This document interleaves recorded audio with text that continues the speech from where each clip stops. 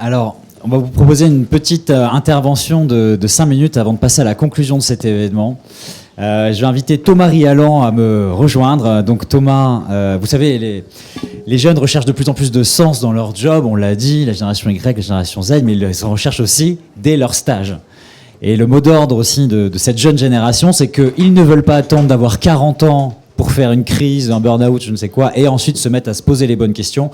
Moi, même dans mon entourage, je rencontre de plus en plus de jeunes qui ont 20 ans, 25 ans, et qui sont déjà en train de se poser des questions profondes pour essayer de trouver une vie professionnelle qui leur corresponde. Alors Thomas est diplômé d'Audencia et de Centrale Nantes. Il travaille pour la société Stagiaires sans frontières. Et Thomas va nous présenter en 5 minutes son activité. Merci Thomas. Merci à vous. Est-ce qu'on peut juste mettre les slides ? Stagiaires sans frontières, c'est une association qui a 2 ans maintenant. Et donc moi, Thomas Rialan, j'y travaille depuis 6 mois. Pourquoi je suis là ? C'est parce qu'en fait, certes, je suis sans doute le plus jeune à vous parler aujourd'hui, mais comme dit le dicton, on a souvent besoin d'un plus petit que soi. Et comme on va parler de l'engagement des jeunes, je me sens un peu légitime. Vous me direz à la fin. Alors, chez Stagiaires sans frontières, notre ambition et notre constat, c'est que notre temps de travail est pas ou trop peu consacré à résoudre les problèmes de société. On a 80 000 heures de travail dans notre vie. Qu'est-ce qu'on en fait ? À quoi on les destine ? C'est une interrogation qui résonne de manière très forte dans la tête de tous mes camarades de promotion. Mais en fait, pas que. Mon père, il a 50 ans. Il a eu 20 ans de carrière chez Alcatel. Alcatel, pour les RH, ça a dû être un peu compliqué dernièrement. Bref, donc il se demande, lui aussi, je pense qu'il ne me le dit pas, mais c'est quelque chose qui nous touche tous. Pourquoi ? Parce qu'en fait, au quotidien, à la radio, dans les médias, on se rend compte qu'il y a des enjeux de société qu'il faut résoudre, auxquels il faut s'attacher à travailler. Et le monde du travail est parfois un petit peu loin.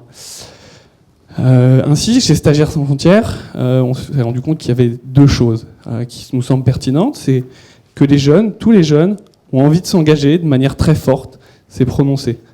Dans le même temps, il y a un certain nombre de gens qui ne sont pas forcément engagés au travail. Les chiffres diffèrent en fonction des études et des dénominations, mais je pense que vous connaissez beaucoup mieux que moi la problématique.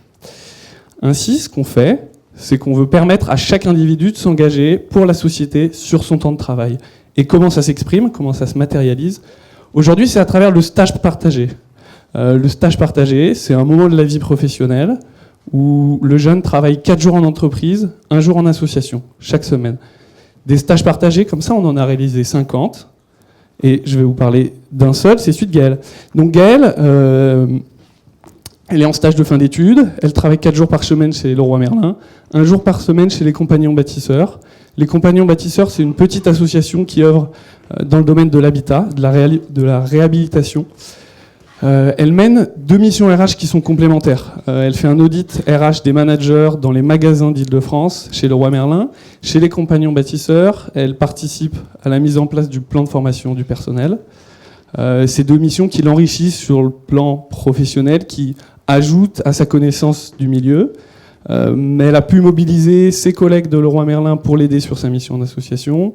Elle raconte, elle témoigne de ce qu'elle fait toutes les semaines en association à ses collègues. Gaëlle, aujourd'hui, elle est vachement épanouie dans son stage, elle est très heureuse. Bon, vous me direz que c'est peut-être que sa 3e expérience pro, mais pourtant, elle nous dit que c'est une des plus belles qu'elle ait eues. Ses collègues sont très fiers de ce qu'elle fait, veulent la garder, et Gaëlle nous dit, en fait, peut-être que si j'avais pas eu ce plan, cette expérience qui m'était proposée, je serais jamais venu chez Leroy Merlin. Donc en fait, on se rend compte que là, il y a de l'attractivité, de la marque employeur, de l'engagement. Le stage partagé, c'est quelque chose qui résout des problématiques qui vous touchent tous de manière assez vaste. Et notre ambition demain, c'est d'offrir la possibilité à tous d'exercer des emplois partagés. Donc là, on va lancer un pilote sur les salariés à partir de janvier. Ça ne prendra pas forcément les mêmes modalités, ce ne sera pas du 4 jours 1 jour, il y a des choses à inventer, il y a des choses à tester. Mais on sent qu'il y a un concept, il y a une idée qui est forte, qui parle aux jeunes, aux moins jeunes. Donc c'est ce qu'on a envie de creuser. Aujourd'hui, on travaille avec 20 entreprises, les auditeurs de Mazars, quand ils sont pas chez le client, mais à la Défense, ils vont s'engager pour des associations. On a travaillé avec la mairie de Paris. On travaille, il y a 5 stages partagés en ce moment à la mairie de Paris, Danone, Carrefour, Air Liquide, pas mal d'entreprises, 30 belles associations, et donc 50 stages partagés. Ainsi, le stage partagé et demain l'emploi partagé, on pense que c'est une problématique, enfin c'est un concept qui est très simple en fait. C'est un concept qui nous touche tous, qui peut permettre de rapprocher les structures, de créer du lien, de favoriser l'engagement au travail, de résoudre des enjeux de société auxquels on est confronté et qui nous touchent tous chaque soir de manière assez forte. Et à côté de ça, il y a simplement des individus qui ont envie de s'engager. Il y a Christophe qui était manager chez Saint-Gobain, ça fait 3 fois qu'il accueille une stagiaire partagée. Il a développé un partenariat entre Saint-Gobain et Emmaüs Défi. Il y a Marie-Laurence, la DRH de Score, excusez-moi, pour qui c'était important de faire ce pas. Il y a des jeunes qui veulent s'engager, bref. Il y a pas mal de choses. Si ça vous intéresse, n'hésitez pas à venir m'en parler. Moi, j'ai pu le vivre pendant 6 mois. Je travaillais pour une petite start-up. C'est un joli concept. Merci.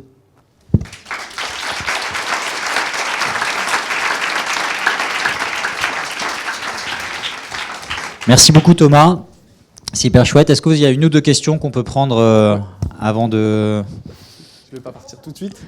Concrètement, ça marche comment la convention, tout ça peut-être ?